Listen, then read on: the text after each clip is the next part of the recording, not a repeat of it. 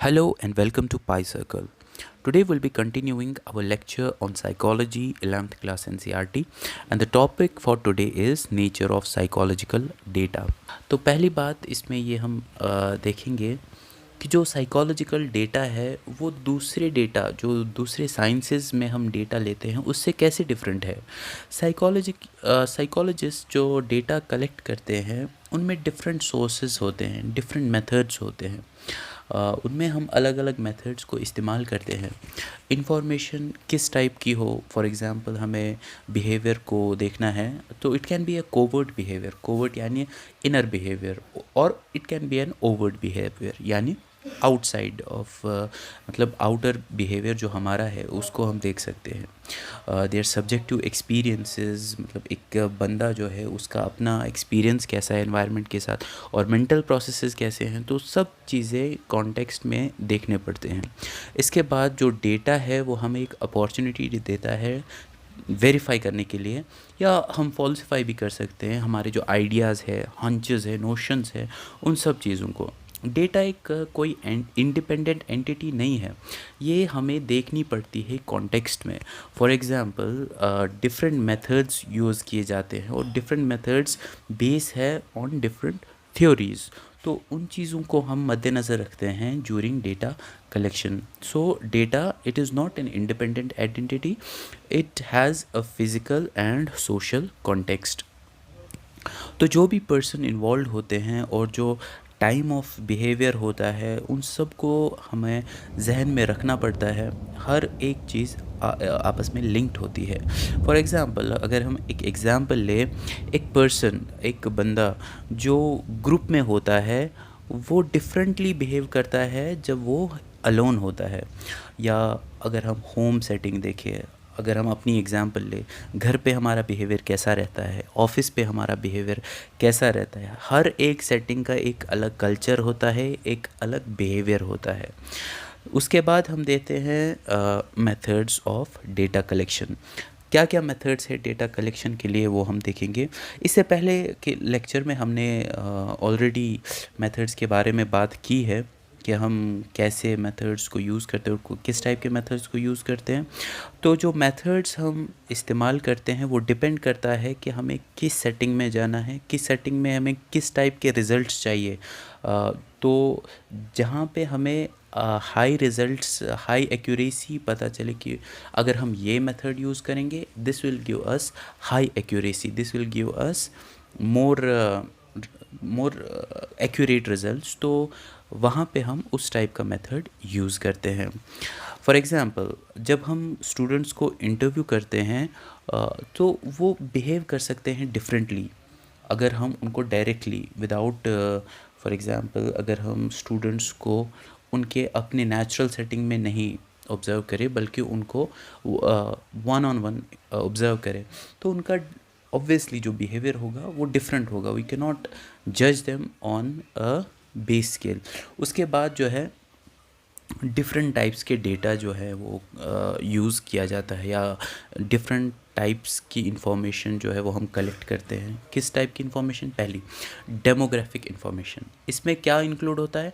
हमारी personal information. For example हमारी as क्या है, हमारा जेंडर क्या है, कितने भाई बहन हैं, इस टाइप का इसको डेमोग्राफिक इन्फॉर्मेशन बोला जाता है। इसके बाद second type is physical information.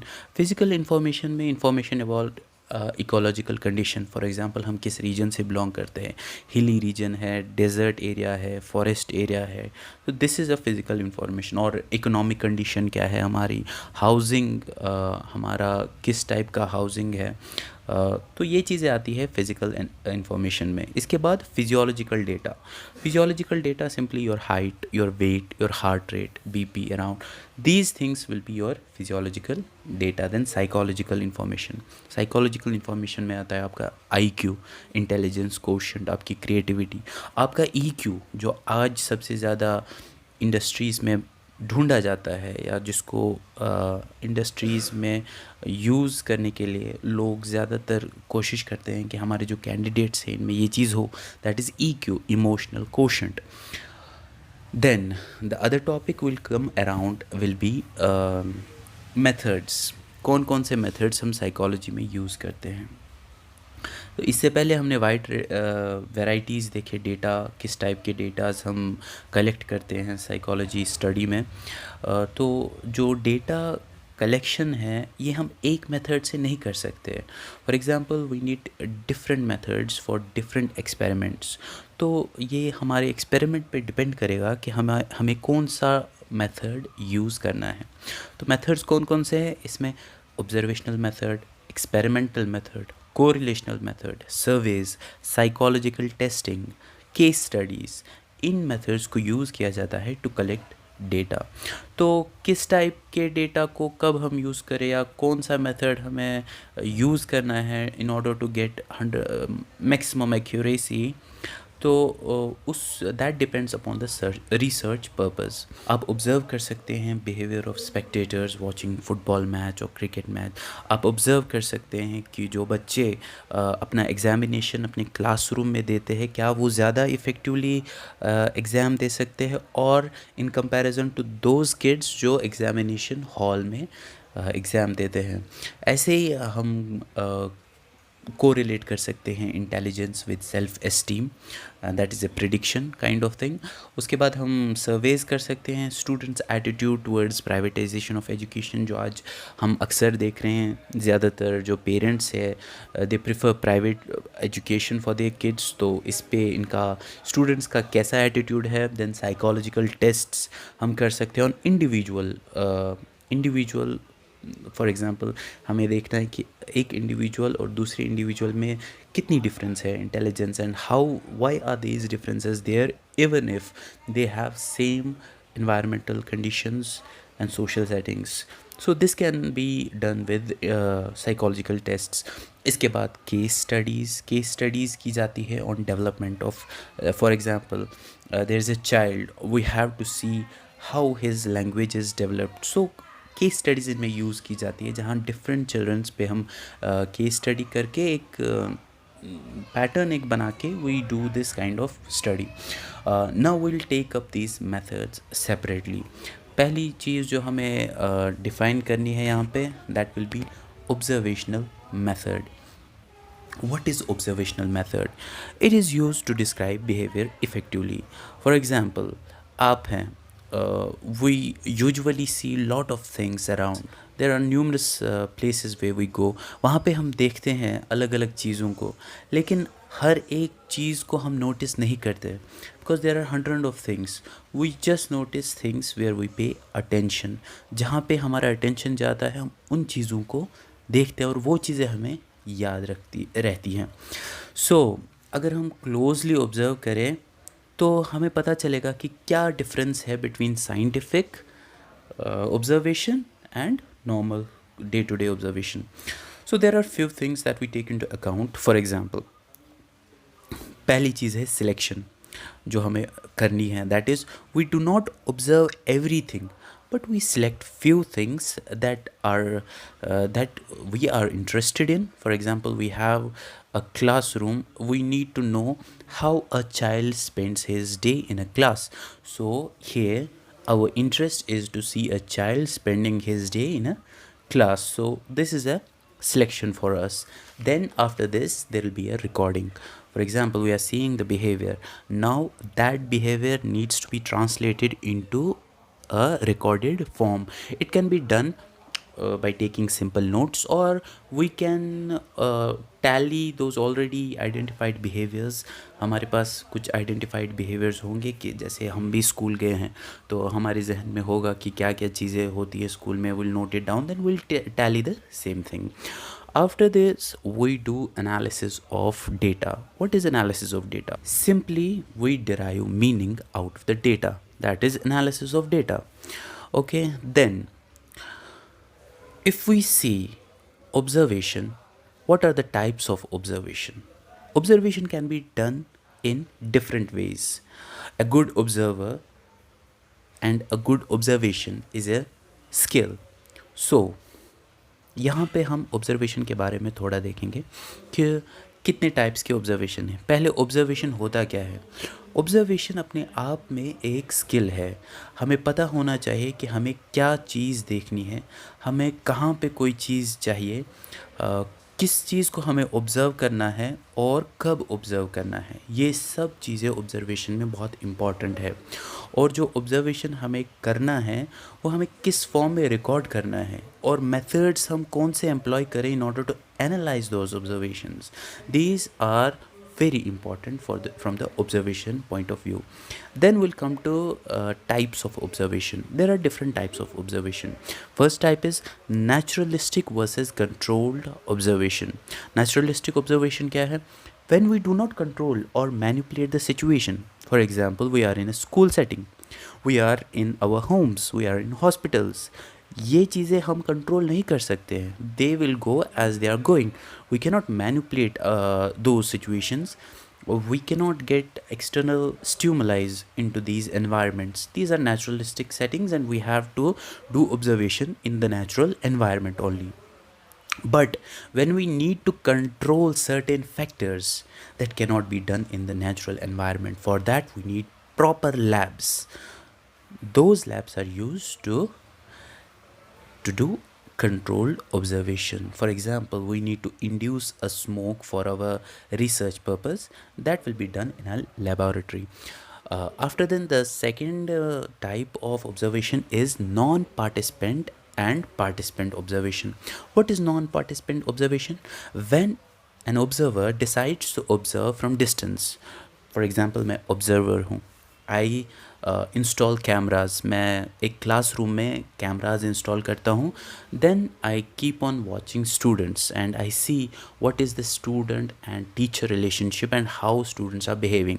सो वहाँ पे हम नॉन पार्टिसिपेंट ऑब्जर्वेशन करते हैं. We are not physically present there, or we can choose to stay aloof from other participants and observe them from distance. But this type of observation in which we are physically present in a classroom in the corner can in some way create an error in the observation, because as we know, students will be knowing that we are there in the back. After this, there is participant observation. Participant observation is a little bit hectic part. It's very time consuming also. In this, a participant needs to build a rapport. इसको अपने environment में और जो जहाँ पे study हो रहा है इसमें पूरा घुल मिल जाना है, इसको इन्वॉल्वमेंट दिखानी है, इसको एक रैपोर्ट क्रिएट करना है अपने peers के साथ. तब जाके people will trust him. He has to build that trust and then he has to involve himself with the surrounding. So it is very time consuming and there can be some errors based on the bias and based on the values which observer carries in himself, what kind of beliefs he has. So these can somewhat create bias towards his subjects. As popular saying goes, we see things as we are and not as things are. हम उन चीज़ों को देखते हैं, उन चीज़ों को ऐसे देख सकते हैं जैसे हम खुद हैं. हम ऐसे ज़्यादातर नहीं देखते जैसे चीज़ें होती हैं. तो हमारे ऊपर ये जो स्पेक्टिकल्स, जो कलर्स लगे होते हैं, we usually see through those colors. So in order to say that, a person has to be very focused on his studies. एक स्टडी की गई 1970 में by American psychologist Bibb Latane and John Darley. तो यहाँ पे students थे Colombia university के जिन्होंने यहाँ पे पार्टिसिपेट किया. हर स्टूडेंट इंडिविजुअली आया, कोई ग्रुप में किसी को नहीं लाया गया, बल्कि हर एक स्टूडेंट अपनी कैपेसिटी में इंडिविजुअली गया टू पार्टिसिपेट. उनको बोला गया था कि there will be a simple interview on certain topic. हर एक स्टूडेंट को वेटिंग रूम में बिठाया गया एक प्रिलिमिनरी क्वेश्चनियर दे के. तो वहाँ पे 3 ग्रुप्स में स्टूडेंट्स को डिवाइड किया गया. कुछ स्टूडेंट ऐसे थे जिनको अकेला भेजा गया ऑब्जर्वेशन रूम में या वेटिंग रूम में. कुछ स्टूडेंट थे जिनको ग्रुप में भेजा गया. 2-3 जो नाइव स्टूडेंट्स थे उनको भेजा गया एक साथ. और कुछ स्टूडेंट्स को अकेला भेजा गया, लेकिन जहाँ पे वेटिंग हॉल में वो गए वहाँ पे ऑलरेडी 2 बंदे मौजूद थे. उनसे पहले वहाँ पे थे जो क्वेश्चनियर लिख रहे थे. सो उसके बाद जो एक्सपेरिमेंट था उसको कैरी आउट किया गया। वहाँ पे स्मोक इंड्यूस किया गया, जैसे हम इससे पहले बात कर रहे थे लैब सेटिंग्स में वही यूज़, तो इस सेटिंग में हमें स्मोक इंड्यूस करना था, so it was necessary, so we needed a controlled environment. तो यहाँ पे क्या हुआ, अराउंड 4 मिनट में पूरा जो कमरा है वो स्मोक से फिल हुआ। सांस लेने में भी तकलीफ़ हो रही थी and people clearly saw that यहाँ पे ऑब्स्ट्रक्शन है। But the real part is here, जहाँ पे स्टूडेंट्स अलोन थे वहाँ पे 75% ऑफ द टाइम देखा गया कि उन्होंने इमरजेंसी रिपोर्ट की। जहाँ पे 2-3 स्टूडेंट्स थे, नई स्टूडेंट्स आपस में बैठे थे, वहाँ पे 38% ऑफ द टाइम देखा गया कि उन्होंने इमरजेंसी रिपोर्ट की। लेकिन जहाँ पे एक स्टूडेंट गया और ऑलरेडी 2 मौजूद थे जिनको ये कहा गया था कि अगर कुछ भी हो you don't have to move from your place, they were already there in the setting, वहाँ पे देखा गया कि only 10% students reported smoke. So here we can see how environment, school environment conformity, कि हम कैसे अपने एनवायरनमेंट के साथ कन्फॉर्म करते हैं even if we see a clear danger. So here we can see how we can manage the environment. For example, in our schools, there's this conformity going on. If one student behaves wrongly, other people try to conform in order to have that peer settings, or when we see people smoking or abusing drugs. So these are the scenarios we can take note of wherein conformity is very high. So I'll wrap up this lecture here and we'll come back again with our next lectures. So please leave comments on how you want things to go on further, whether it will be psychology or other subject parts. Please tell us and leave the comment. Thank you.